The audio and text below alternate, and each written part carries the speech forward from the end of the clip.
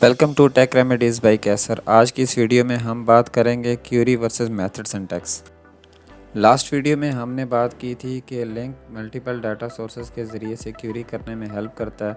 तो आज की इस वीडियो में हम बात करेंगे लिंक में क्यूरी करने के कौन कौन से तरीक़ाकार हैं, उसके क्या क्या फ़ायदे और क्या क्या नुकसान हैं, किस सिचुएशन में कौन सा मेथड यूज़ करना चाहिए। क्यूरी वर्सेस मेथड सिंटैक्स को समझने के लिए ज़रूरी है कि आपको लिंक की बेसिक्स पता होनी चाहिए, जो मैंने इस सीरीज़ की फ़र्स्ट वीडियो में कवर की हैं। अगर आपने इस सीरीज़ की फ़र्स्ट वीडियो नहीं देखी तो मैं रिकमेंड करूँगा कि आप सबसे पहले उस वीडियो को देखें ताकि इस कॉन्सेप्ट की आपको अच्छे से समझ आ सके। वीडियो का लिंक आपको डिस्क्रिप्शन बॉक्स में मिल जाएगा। लिंक क्यूरी लिखने के दो तरीके हैं, क्यूरी सिंटैक्स और मेथड सिंटैक्स। सबसे पहले हम बात करते हैं क्यूरी सिंटैक्स के हवाले से। क्यूरी सिंटैक्स के अंदर जब हम क्यूरी लिखते हैं तो इसकी सिमिलरिटी बिल्कुल एसक्यूएल क्यूरी की तरह होती है। लिंक क्यूरी सिंटैक्स को समझने के लिए हमारे पास एक एग्जांपल है जिसके अंदर हम डिपार्टमेंट्स की टेबल के अंदर से डाटा फैच करने की कोशिश करेंगे। अगर हम इस क्यूरी के कंपोनेंट्स के बारे में बात करें तो इस क्यूरी के अंदर हमारे पास दो क्लॉजेस यूज़ हो रही हैं, फ्रॉम क्लॉज और select clause. From clause data source को स्पेसिफाई करती है और रेंज वेरिएबल को इंट्रोड्यूस करती है। रेंज वेरिएबल डाटा सोर्स के हर एलिमेंट को रिप्रेजेंट करता है। एक एग्जांपल में डिपार्टमेंट डाटा सोर्स है और डी रेंज वेरिएबल है। सेलेक्ट क्लॉज डिफाइन करती है कि डाटा किस फॉर्म में शो होगा, कौन कौन से कॉलम्स होंगे, जैसे हम एसक्यूएल में सेलेक्ट के बाद कॉलम स्पेसिफाई करते हैं। अब जब ये क्यूरी एग्जीक्यूट होगी तो डिपार्टमेंट्स हमारे पास डाटा सोर्स है। डिपार्टमेंट्स जब एग्जीक्यूट होगा तो इसकी हर एक रो डी के अंदर आएगी और उस डी को हम यहाँ पे सेलेक्ट कर रहे हैं। यहाँ पे इसका मतलब ये है कि इसके तमाम कॉलम्स यहाँ पे डिस्प्ले होंगे। बारी बारी डाटा आइटरेट होगा, फर्स्ट रो आएगी तो फर्स्ट रो यहाँ पे डिस्प्ले होगी, फिर सेकंड रो, फिर थर्ड रो, इसी तरह करते करते ये सारी क्यूरी हमारे पास एग्जीक्यूट हो जाएगी। अब जब हमने इस क्यूरी को रन किया तो आप देख सकते हैं कि हमारे पास इसका रिज़ल्ट्स यहाँ पे मौजूद हैं। तो अब हम इसकी एसक्यूएल क्यूरी को देखने की कोशिश करते हैं।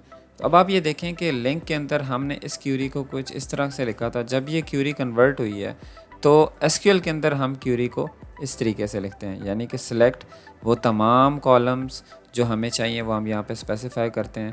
फिर फ्रॉम के बाद हम अपना डाटा सोर्स डिफ़ाइन करते हैं एज़ हमारे पास जैसे कि एलियस होता है।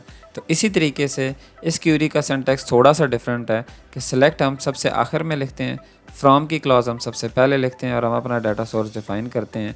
ठीक है, तो यहाँ पे हम स्टैटिक लिखा करते हैं, या हम स्टैटिक लिखते हैं या हम कॉलम्स को आइडेंटिफाई करते हैं। यहाँ पर ये चीज़ मैं मेंशन करता चलूँ कि जो आईडीई मैं यूज़ कर रहा हूँ वो लिंक पैड है। लिंक पैड के अंदर ये फंक्शनैलिटी है कि आप डाटाबेस को इसके साथ कनेक्ट कर सकते हैं और उसके बाद जो है आप यहाँ पे डायरेक्ट सी शार्प की क्यूरी यहाँ पे आप लिख सकते हैं। सी शार्प में आप कोड लिख सकते हैं। सी शार्प के अंदर आप लॉजिक जो भी आप टेस्ट करना चाह रहे हैं वो टेस्ट कर सकते हैं। इसके अंदर और बहुत सारे फीचर्स हैं कि आप बेंचमार्क निकालना चाहते हैं कम्प्लेक्सिटी के हवाले से, कितना टाइम हमारा कोड ले रहा है, हमारी क्यूरी कितना टाइम ले रही है, तो वो आप यहाँ पे कर सकते हैं।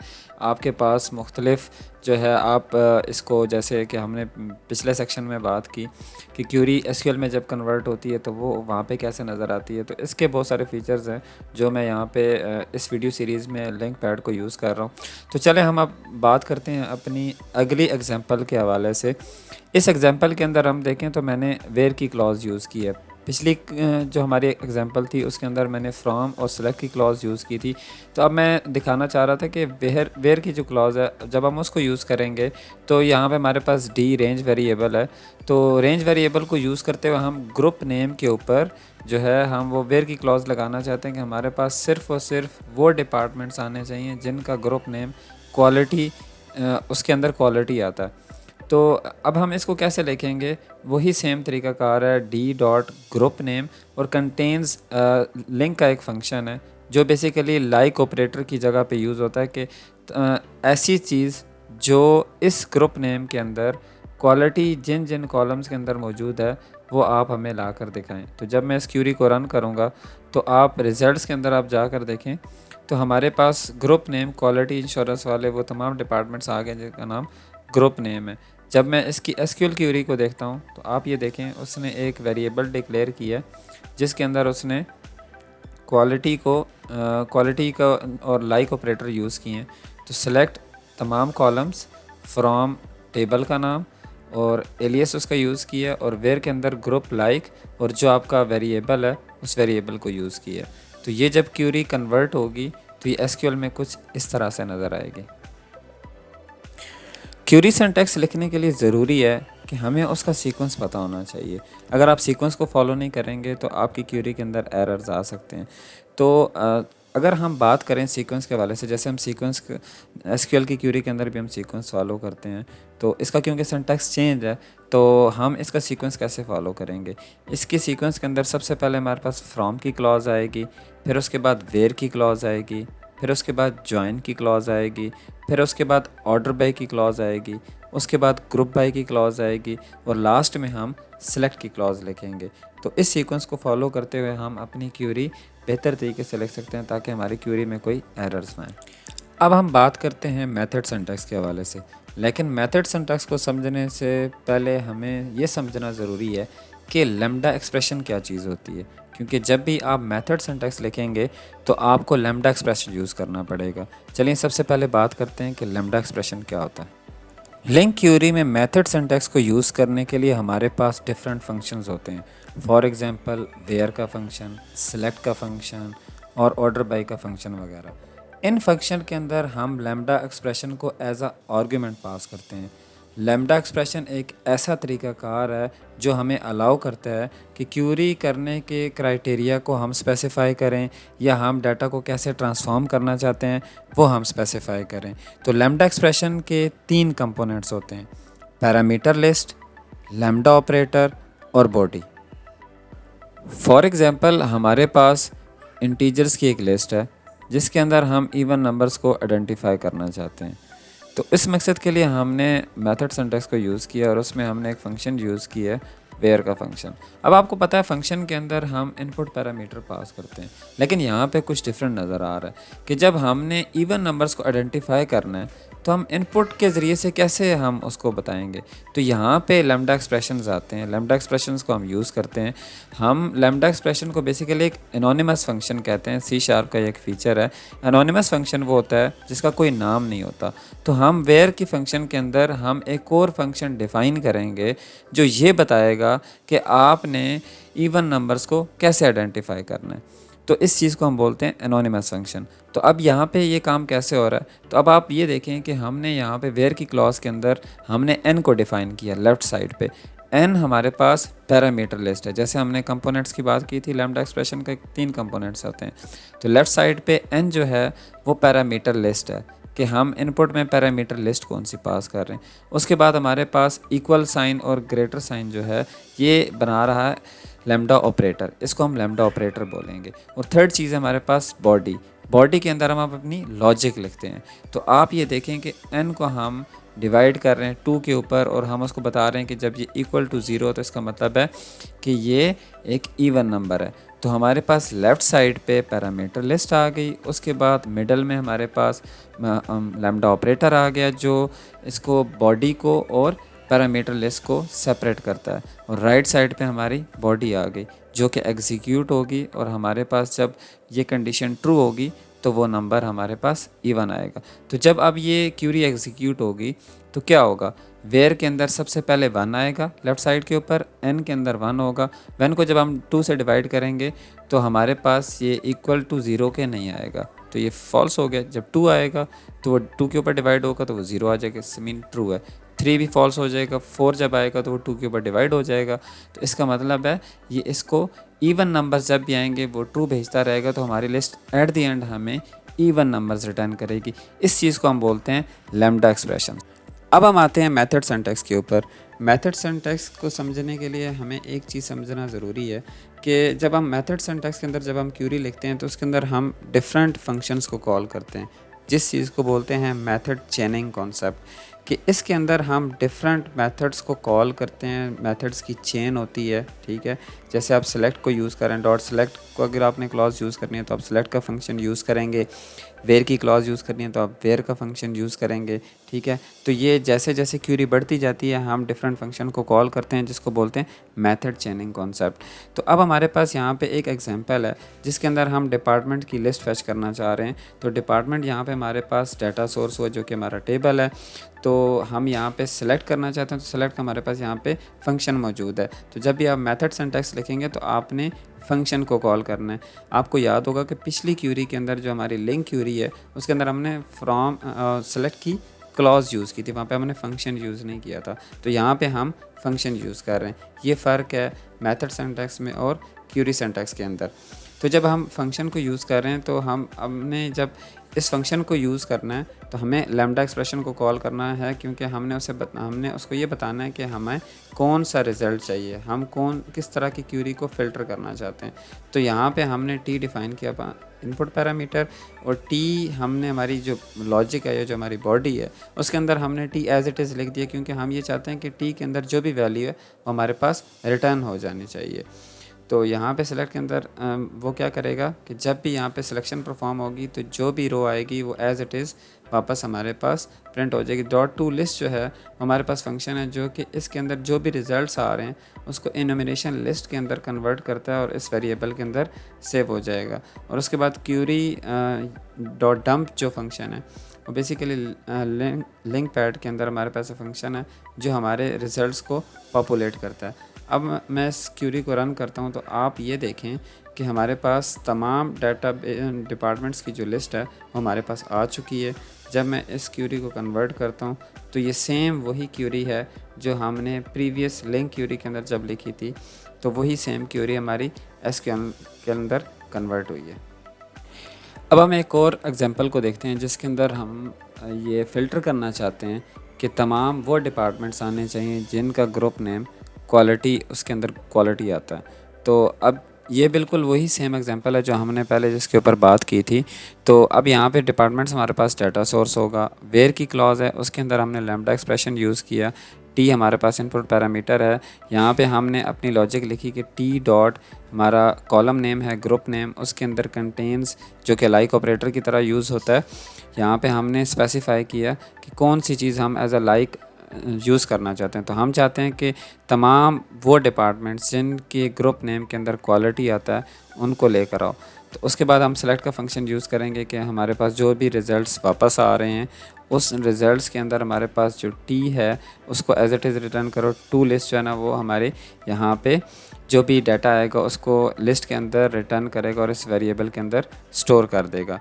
अब हम इस क्यूरी को रन करते हैं, जब हम इस क्यूरी को रन करेंगे तो आप इसकी एसक्यूएल क्यूरी देखें, ये बिल्कुल सेम एज़ इट इज़ वही क्यूरी है जो हम लिंक क्यूरी लिख रहे थे। तो अब आप ये देखें कि उसने लाइक ऑपरेटर यूज़ किया, जो कि हम कंटेन्स यूज़ कर रहे हैं वो कन्वर्ट हुआ है लाइक ऑपरेटर के अंदर। और जैसे हम एसक्यूएल की क्यूरी के अंदर इस ऑपरेटर को यूज़ करते हैं जब भी हमने लाइक की क्यूरी लगानी होती है, तो ये सेम बिल्कुल उसी तरह की क्यूरी है। लेकिन सिर्फ फ़र्क ये है कि हम यहाँ पे मेथड यानी फंक्शंस को यूज़ कर रहे हैं और जो हमारी लिंक क्यूरी होती थी उसके अंदर हम वेयर की क्लॉज यूज़ करते थे। अगर हम डिफरेंसेस की बात करें query syntax versus method syntax के, तो सबसे पहला फ़र्क ये होगा कि क्यूरी सिंटैक्स जो है वो एसक्यूएल क्यूरी के साथ ज़्यादा रिजेम्बलेंस रखता है और मेथड सिंटैक्स जो है वो चेनिंग कॉन्सेप्ट जो लैम्डा एक्सप्रेशंस को यूज़ करते हैं उसके साथ ज़्यादा रिजेम्बलेंस रखता है। सेकेंडली ये होगा कि क्यूरी सिंटैक्स ज़्यादा रीडेबल हो सकता है जो लोग एसक्यूएल क्यूरीज के साथ ज़्यादा कंफर्टेबल हैं, और मेथड सिंटैक्स ज़्यादा रीडेबल और अंडरस्टैंडेबल हो सकता है जो लोग ज़्यादातर फंक्शन बेस्ड कोड लिखना पसंद करते हैं। थर्ड ये हो सकता है कि मेथड सिंटैक्स ज़्यादा फ्लेक्सिबल है as compare to query syntax के, बिकॉज मेथड सिंटैक्स के अंदर कम्प्लेक्स क्यूरीज ज़्यादा बेहतर अंदाज में लिखी जा सकती है। अगर हम प्रोज़ एंड कॉन्स की बात करें तो क्यूरी सिंटैक्स के प्रोज़ ये होंगे, इसको रीड और अंडरस्टैंड करना ज़्यादा आसान है, सिंपल क्यूरीज़ आसानी से लिखी जा सकती हैं। कॉन्स की अगर बात करें इसमें फ्लेक्सिबिलिटी लिमिटेड है क्योंकि हम कम्प्लेक्स क्यूरी ज़्यादा नहीं लिख सकते। क्यूरी सिंटैक्स में ज़्यादातर लिंक के तमाम मेथड्स अवेलेबल नहीं होते। अगर हम मेथड सिंटैक्स की बात करें तो इसके प्रोज़ ये होंगे कि ये पावरफुल और फ्लेक्सिबल और सूटेबल है कम्प्लेक्स क्यूरीज़ के लिए। लिंक के तमाम मेथड्स एक्सेसिबल होते हैं इसके अंदर। अगर हम कॉन्स की बात करें, जो लोग लैम्ब्डा एक्सप्रेशन के साथ ज़्यादा फेमिलियर नहीं हैं उनको रीड और अंडरस्टैंड करना मुश्किल होगा। कम्प्लेक्स क्यूरीज जो मेथड चेनिंग कॉन्सेप्ट के साथ लिखी जाती हैं वो ज़्यादातर रीड करना और अंडरस्टैंड करना मुश्किल होता है। क्यूरी सिंटैक्स और मेथड सिंटैक्स को कब यूज़ करना चाहिए, तो इसके अंदर सबसे पहले एक चीज़ जो देखनी सबसे ज़्यादा ज़रूरी है वो ये है कि हम तमाम सिनेरियोज़ के अंदर लिंक क्यूरी को भी यूज़ कर सकते हैं और मेथड सिंटैक्स को भी यूज़ कर सकते हैं। डिपेंड करता है कि जो बंदा इसकी लॉजिक लिख रहा है वो किस माइंडसेट से सोच रहा है। तो अब मैं यहाँ पे जो डिफरेंसेस बताऊँगा वो ज़रूरी नहीं है कि जो डिफरेंस मैं लिंक क्यूरी के साथ प्रेजेंट कर रहा हूँ वो मेथड सिंटैक्स के साथ नहीं लिखे जा सकते, वो बिल्कुल लिखे जा सकते हैं। लेकिन पॉइंट यहाँ पे जो कहने का है वो ये है कि अगर आप उसको इस अप्रोच के साथ लिखेंगे तो वो ज़्यादा बेहतर होगा। फॉर एग्ज़ाम्पल हमारे पास स्टूडेंट्स की लिस्ट है जिसके अंदर हमारे पास उनके स्कोर्स मेंशन है। तो अब हम ये चाहते हैं कि उन स्टूडेंट्स का डाटा लेकर आएँ जो कि जिनके मार्क्स 90 से ऊपर हैं। तो अब ये एक बड़ी सिंपल सी क्यूरी है, जैसे कि आप स्क्रीन के ऊपर देख भी सकते हैं। तो इसके लिए हम लिंक क्यूरी यूज़ करें। यहाँ पे हमारे पास कुछ ट्रांजैक्शन की लिस्ट है जिसके अंदर हम ये देखना चाहते हैं कि हमारे पास तमाम उन कस्टमर्स का डाटा आना चाहिए जिन्होंने 5 से कम ट्रांजैक्शंस की हैं और उन्होंने अभी रिसेंटली वो ट्रांजैक्शंस की हैं। तो अब ये क्यूरी जो है, जैसे आप स्क्रीन पे देख सकते हैं, ये बनिस्बतन एक कम्प्लेक्स क्यूरी है।